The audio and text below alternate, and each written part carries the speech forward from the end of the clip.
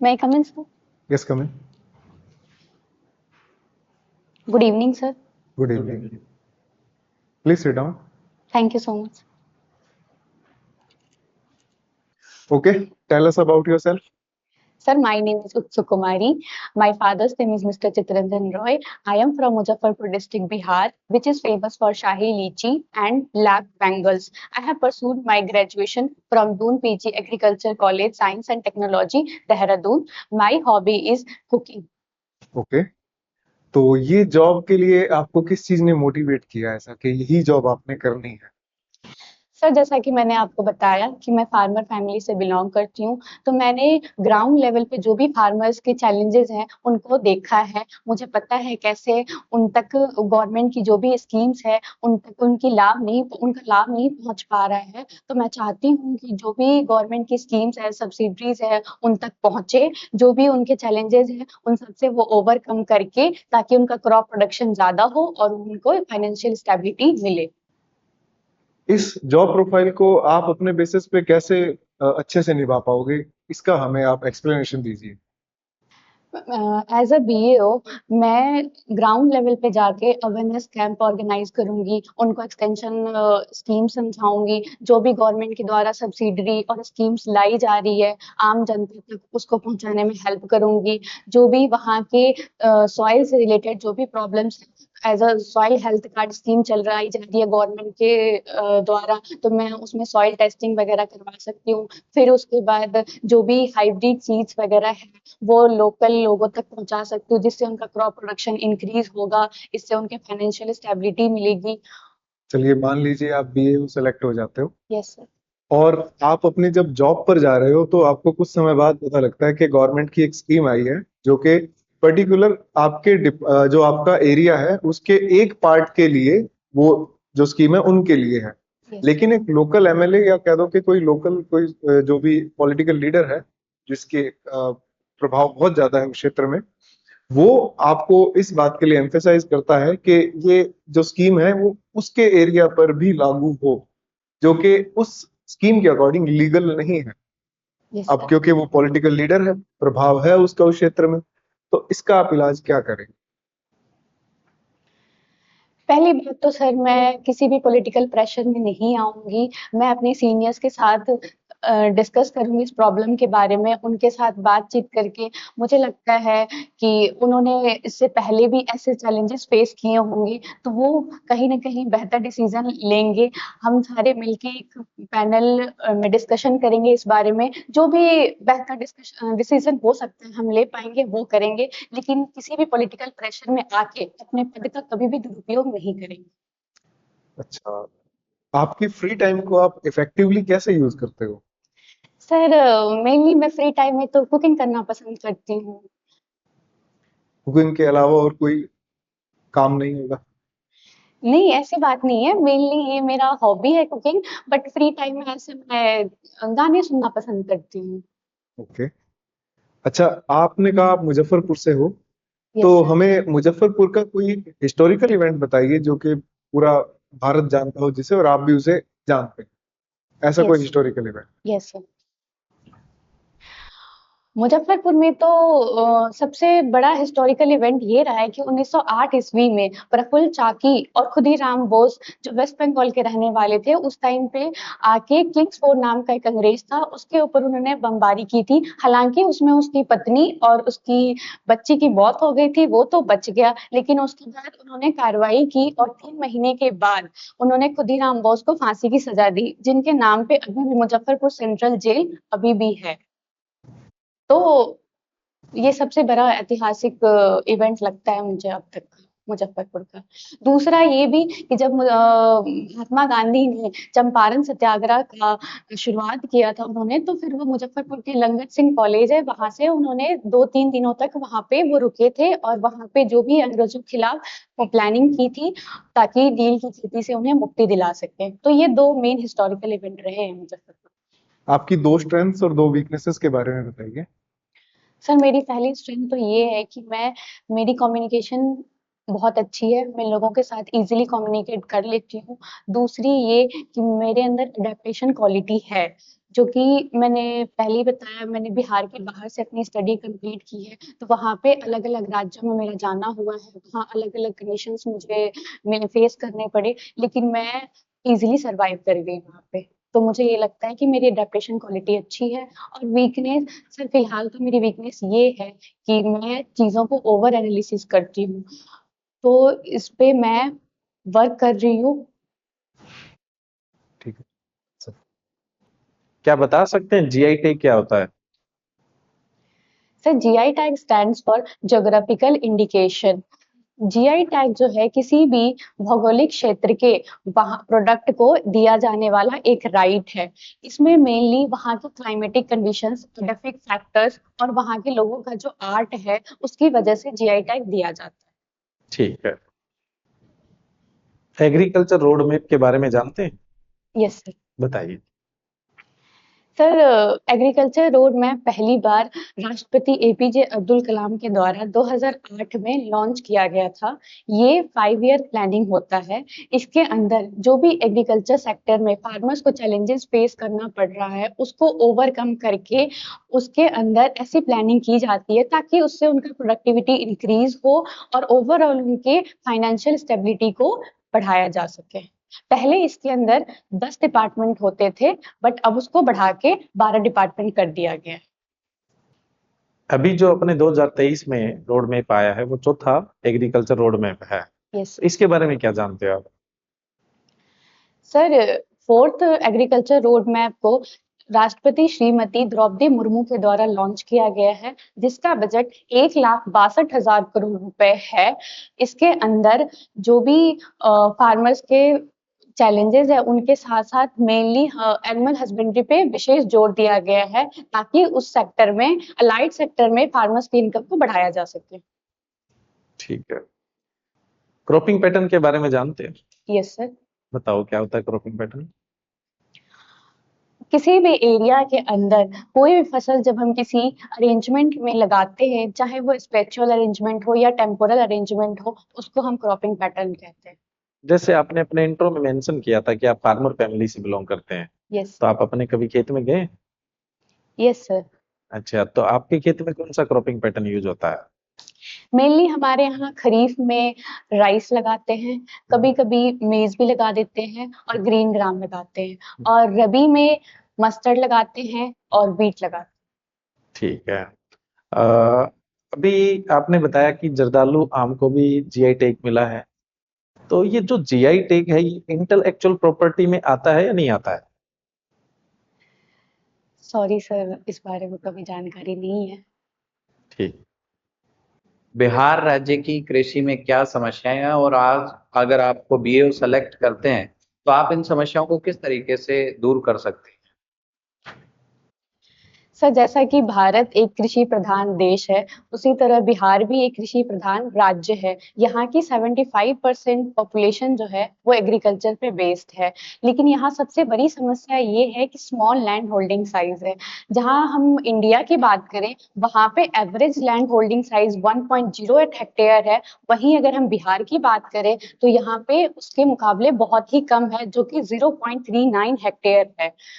यहाँ पे 91% marginal farmers हैं। दूसरी सबसे बड़ी समस्या है यहाँ फ्लड। नॉर्थ बिहार में हर साल फ्लड देखने को मिलता है। वहीं अगर हम साउथ बिहार की बात करें, वहाँ पे हर साल ड्रॉट की प्रॉब्लम देखी जाती है। तीसरा, फिर इरेगुलरिटी ऑफ मॉनसून, जैसा कि पूरी दुनिया इस चीज को फेस कर रही है, तो बिहार में कहीं अछूता नहीं है, यहाँ बिहार में भी ये चीज आ रही है। उसके बाद अगर हम बात करें तो यहाँ पे क्लाइमेटिक कंडीशंस में बहुत ज्यादा वेरिएशन देखने को मिल रही है। जैसे ग्लोबल वार्मिंग की वजह से पूरा देश, पूरा विश्व जूझ रहा है, बिहार को भी जूझना पड़ रहा है। लैक ऑफ इंफ्रास्ट्रक्चर, वो यहाँ पे जो भी हमारे पोस्ट हार्वेस्ट लॉसेज है वो बहुत ज्यादा है। यहाँ पे मैकेनाइजेशन का इतना ज्यादा प्रभाव नहीं देखा जाता। अभी भी लोग हैं ट्रेडिशनल फार्मिंग को फॉलो करते आ रहे हैं, वो अभी भी किसी भी साइंटिफिक मेथड को फॉलो नहीं कर रहे हैं, जिस वजह से उनका प्रोडक्शन लॉसेस काफी ज्यादा देखने को मिल रहा है। ओके। एज एन बीए होते हुए आप इन कमियों को कैसे दूर करेंगे, ये नहीं बताया आपने। सर जैसा कि बीओ का जॉब प्रोफाइल ही यही है कि हमें एक्सटेंशन सर्विसेज प्रोवाइड करना है, ग्राउंड लेवल पे जाके लोगों के बीच अवेयरनेस क्रिएट करना है, वहाँ पे कैंप्स वगैरह ऑर्गेनाइज करेंगे जिसके तहत हम वहाँ जाके उनको जो भी उनके जमीनी स्तर पे जुड़े हुए जो भी प्रॉब्लम्स उनको फेस करना पड़ रहा है, पहले तो हम उसको एनालिसिस करेंगे, उन सब डेटा को कलेक्ट करेंगे, फिर उसके ऊपर जो भी वर्क हम कर सकते हैं, गवर्नमेंट की तरफ से जो भी सब्सिडरी स्कीम्स वगैरह चलाई जा रही है, उसके जो एक्चुअल लाभार्थी हैं उन तक हम पहुंचाने की कोशिश करेंगे। जो भी हाइब्रिड सीड्स वगैरह गवर्नमेंट की तरफ से दी जाती है, वो सब उनको हम प्रोवाइड करेंगे जिससे उनका प्रोडक्शन इंक्रीज हो और ओवरऑल उनका फाइनेंशियल स्टेबिलिटी आए। Okay, very good. प्रधानमंत्री मत्स्य संपदा योजना के बारे में आप क्या जानते हैं? सर प्रधानमंत्री मत्स्य संपदा योजना 10 सितंबर 2020 को नवादा जिले से प्रधानमंत्री मोदी जी के द्वारा लॉन्च किया गया था। इस योजना का मेन मोटो यही है कि जो भी फिश रियरिंग से जुड़े हुए लोग हैं, फिशरमैन है, चाहे वो फिश फार्मर्स है, उनको इस योजना का लाभ मिल सके। इसका मेन मकसद है 1 लाख करोड़ तक एक्सपोर्ट वैल्यू को इंक्रीज करना। जब से ये योजना आई है उसके बाद से बिहार के फिश प्रोडक्शन में 2.5 गुना का इजाफा देखा गया है और बिहार एक मछली उत्पादन में सेल्फ डिपेंडेंट राज्य बन गया है। केसीसी के बारे में आप क्या जानते हैं? सर केसीसी स्टैंड्स फॉर किसान क्रेडिट कार्ड। ये 1998 में लॉन्च की गई थी, डेजिग्नेशन बाय नबार्ड, और ये आरवी गुप्ता कमेटी की रिकमेंडेशन थी। इस योजना के तहत किसानों को शॉर्ट टर्म लोन प्रोवाइड किया जाता है जिसके अंदर डिसाइडेड रेट ऑफ इंटरेस्ट 9% का है, 2% इंटरेस्ट सबवेंशन स्कीम के तहत छूट मिल जाती है, 7% उनको पे करना होता है और प्रॉम्प्ट रीपेमेंट इंसेंटिव के तहत 3% तक उनको पे करना होता है अगर 3 लाख तक की अमाउंट हो तो। देखो, जैसे आपने बताया था सर को कि आपका जो क्रॉपिंग पैटर्न है उसमें मक्का भी ग्रो करते हैं आपने, तो ऑल ओवर इंडिया के अंदर जो मक्का है अपने, वो खरीफ सीजन के अंदर ग्रो करते हैं, और आपके स्टेट के अंदर जो मक्का है वो रबी सीजन के अंदर भी ग्रो किया जाता है, इसका क्या कारण है? सर जैसे कि मेज जो है वो ड्रॉट सेंसिटिव भी है और वाटर लॉगिंग कंडीशन के लिए भी सेंसिटिव है।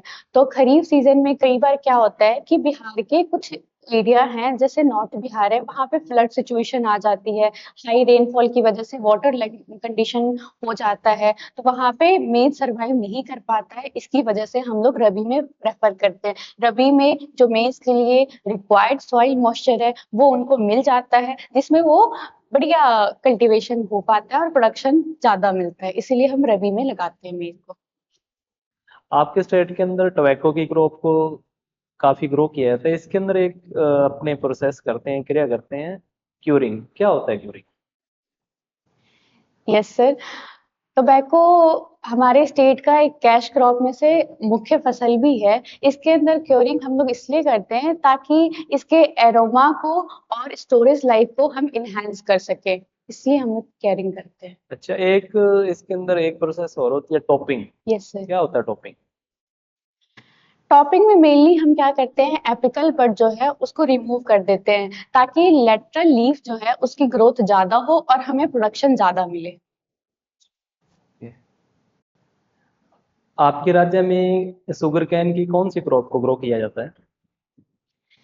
सर मेनली बिहार में एक साली गन्ना को लगाया जाता है जिसकी प्लांटिंग अक्टूबर नवंबर में हो जाती है और ये एक साली गन्ना 1 साल में बन तैयार हो जाता है।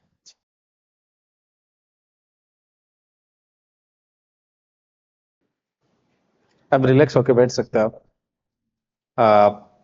फर्स्ट इंटरव्यू देखते हुए अच्छा है, अभी कुछ कमियां हैं, उनमें सुधार करना है आपको। एक तो थोड़ा सा आई कांटेक्ट में दिक्कत आ रहा था, जैसे आप ग्राउंड की तरफ देख रहे हैं या साइडों में देख रहे हैं, यस। जहां भी डेटा आ रहा है वहां पे आप मतलब उस डेटा को ऐसे लग रहा है कि जैसे रट के आए हो, जैसे बच्चे बताते हैं ना, उस तरह से रिप्रेजेंट करने की कोशिश कर रहे हो, तो उसमें इम्प्रूवमेंट करना है। हम एक जनरल मैच्योर स्टेज पे जाके जो डिस्कशन करते हैं ना, इंटरव्यू कुछ उस तरह का लगना चाहिए। दूसरा, बॉडी लैंग्वेज में थोड़ी सी दिक्कत थी कि आपकी बॉडी बीच बीच में कहीं वाइब्रेट कर रही थी। बॉडी को आप स्थिर रखिए, है ना, ये इंटरव्यू के अंदर एक अच्छा मतलब इफेक्ट होता है, अपने कह सकते हैं एक अच्छा इंप्रेशन होता है।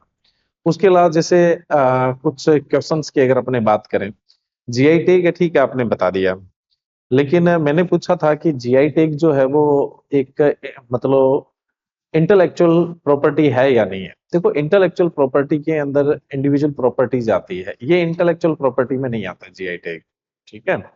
तो उसे आप बता सकते थे, लेकिन अच्छा है कि आपको नहीं आता तो आपने सॉरी बोल दिया, ये भी इम्प्रेसिव है, क्योंकि अपने को सारे क्वेश्चन आइए कोई जरूरी नहीं होता है।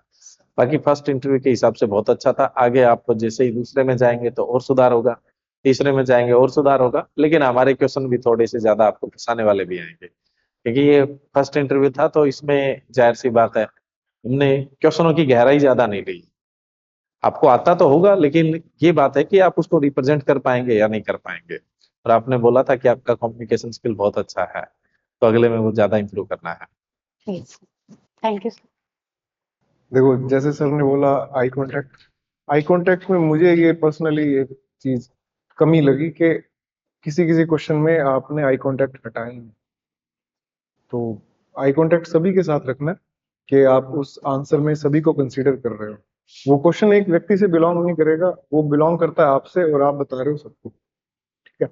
दूसरा, वो बोलने की जो स्पीड वाला है, और ये थोड़ा पॉज लेना और बीच में सांस भरना, थोड़ा सा इजी वे में बताओ।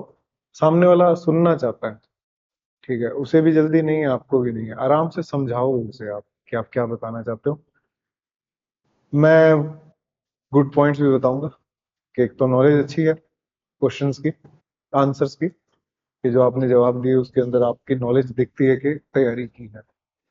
दूसरा, आपका आंसर बताने का जो कॉन्फिडेंस है वो अच्छा है। सिर्फ वो जो स्पीड है उस पर थोड़ा सा आप कंट्रोल कर लें, ओवरऑल बढ़िया है, ठीक है। आगे और इम्प्रूवमेंट आएगी, ठीक है। Thank you sir.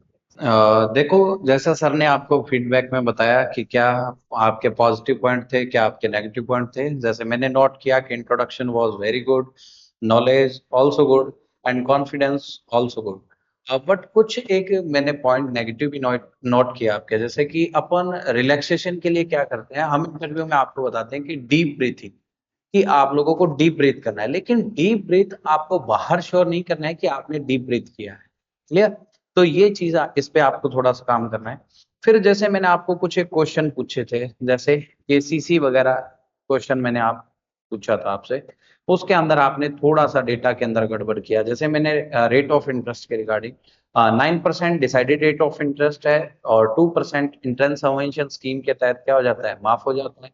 फिर आपने 3% बोल दिया कि इफेक्टिव रेट ऑफ इंटरेस्ट है, जबकि 3% प्रॉम्प्ट रीपेमेंट इंसेंटिव होता है, after subsidize rate 4% active rate of interest होता है, अप टू 3 लाख तक की अमाउंट तक।